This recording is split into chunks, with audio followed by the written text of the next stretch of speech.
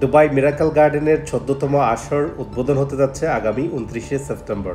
Dubai miracle garden ২৯শে September তার gate উন্মুক্ত করবে পৃথিবীর বিভিন্ন প্রান্ত থেকে চলে আসা দর্শনার্থীদের জন্য।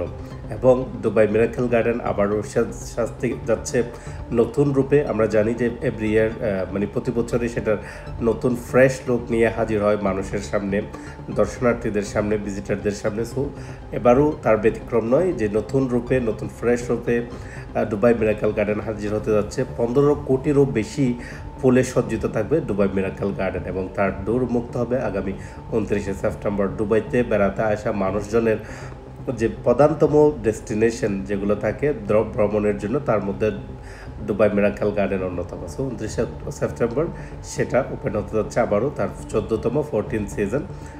এটা ১৪তম বছর বলা যায় যে দুবাই মিরাকল গার্ডেনের। সবাই ভালো থাকবেন, সুস্থ থাকবেন। আসসালামু আলাইকুম ওয়া রাহমাতুল্লাহ।